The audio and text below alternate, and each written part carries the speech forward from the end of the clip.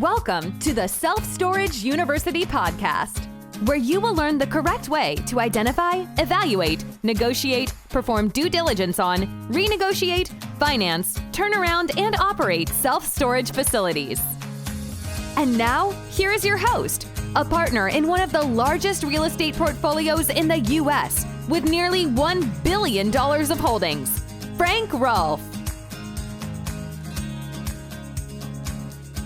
If you're looking at buying a self-storage facility or refinancing one of the major questions you will face as part of your loan process is if you want an interest rate that's fixed or one that's variable. This is Frank Rolfe, the Self Storage University podcast. We're going to talk about the concept, how to select what you might think about today when posed with the question of fixed or floating. If the interest rate should be in one spot for the length of the loan, or if it should change based on some bellwether, such as the 10-year Treasury. Now, this is something you have to do on the front end. This is not a decision that can be made later. So it's very important when you first start the process of looking at a loan today to start making an educated guess and a methodology to yourself of how to make this choice, this all-important choice. So here are some things to ponder when it comes to variable versus fixed. The first one is that variable rates are traditionally always lower than fixed rates. And that's because the variable rate gives the bank more flexibility. If they make a bad decision, they're not stuck with it for 5 or 10 years of time. So when it comes to saving money in the form of a lower interest rate, variable typically always wins. But variable rates have greater risk going forward than fixed do. That's the other part of it. It's a risk and reward program. So when you have a variable rate, your rate can go up. But when you have a fixed rate, your rate can't go up.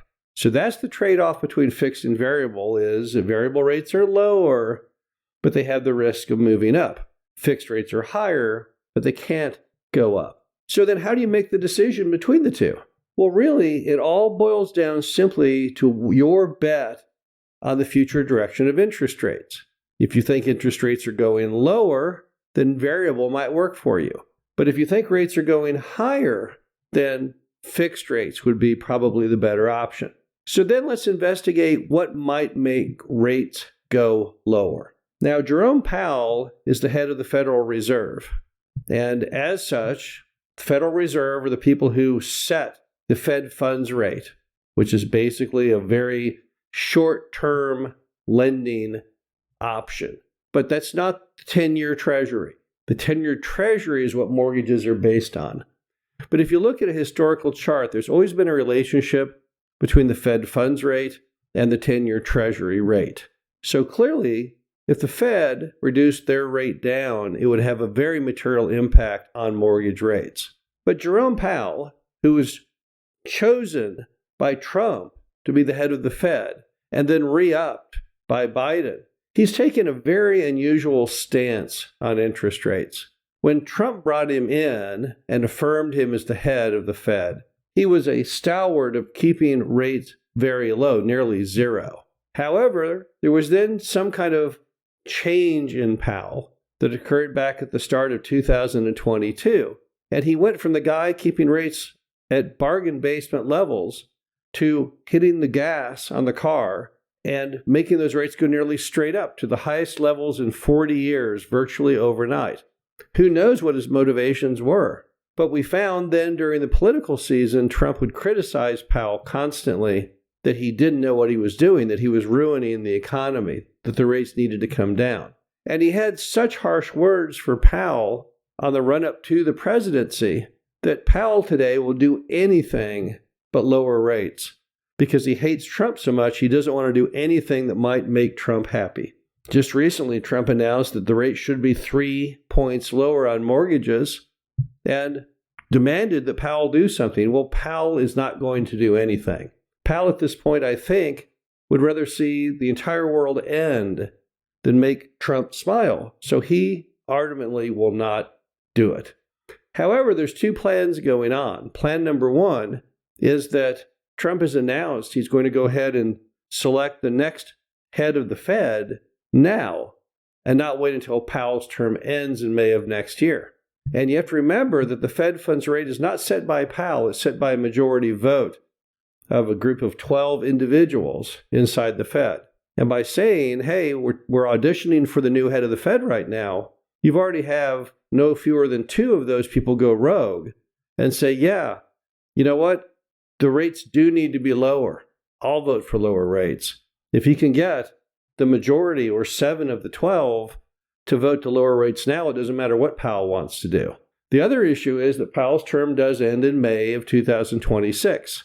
So in less than a year, Powell will be thrown out, and I would have to imagine his replacement will be the person who is most vehemently wanting to get the rates back down nearly to zero. So that's the reason to me that you might bet on rates going down, because Powell's crazy term will ultimately come to an end, if not later, if not now, then no later than May of next year. So that's one big reason why the rates may go lower. And the other big argument why rates may go lower is simply we're about to go into a national recession. Q1 GDP was down, now revised even worse, 0.5%. And if Q2 is negative as well, which comes out, they announce the GDP for Q2 in only a couple weeks. And if that's also negative, we will be in what is known as a true recession, which is defined as 2 successive quarters of negative GDP. And if you look at the historical charts of interest rates and recessions, you'll see that in every recession since 1950, those 10-year Treasury rates, those mortgage rates dropped 2 to 3 points during the recession. So those are the 2 big reasons that I think variable rates might work for people, is that it's pretty good bet rates are going to be coming down substantially going forward. Now, on the flip side, let's look at the arguments of why rates could potentially go higher. Now, the first one is simply the fact that we have a tremendous amount of debt, a crushing amount. Over $36 trillion of federal debt. We've never had this much debt. No country has ever had this much debt. And we have to find people who keep buying the debt, people who will buy our debt and then take interest payments. And they believe in the paper they receive when they buy the debt. They believe the debt will be repaid, that those interest payments will be made.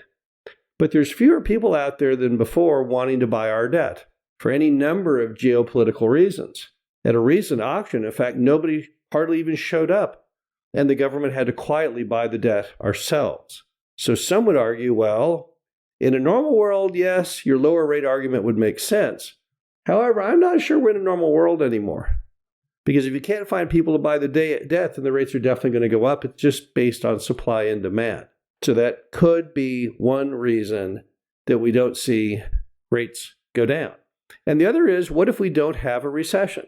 I was a Stanford economics major in college, and all economics textbooks point to the fact that historically we've always had these very natural cycles. And a national recession happens in America roughly every 7 to 10 years, and it's never failed to happen since the country was founded. But right now, we haven't had a major recession in America since 2008. That's an incredibly long period of time. You're talking almost 2 decades on something which has never, ever gone more than 10 years before. But then others will say, oh no, now the economy will be doing better. Trump got the big, beautiful bill passed. Things are going to come roaring back. And if we don't have the recession, that's another reason why then rates would go up, because we really need a recession to push those rates down. Now, the bottom line to all this is, you have to make the decision. You have to be the keeper of your own future and your finances, and you have to decide whether you believe in the future rate decrease or the future rate increase. If you think rates will go up, go with a fixed rate. If you think they'll go down, then perhaps the variable rate. But the person that has to make the decision is only you. And to make a better decision, I urge you to research what interest rates are or will be doing. There's a tremendous amount of information available online concerning interest rates. You can pull up historical charts, any number of different numbers that can go into your consideration. Because at the end of the day, you have to make that very, very important choice. This is Frank Rolfe, the Self Storage University podcast. Hope you enjoyed this. Talk to you again soon. Thank you for listening to the Self Storage University podcast. Be sure to visit us at ssupodcast.com, where you can learn the correct way to identify, evaluate, negotiate, perform due diligence on, renegotiate, finance, turnaround, and operate self-storage facilities.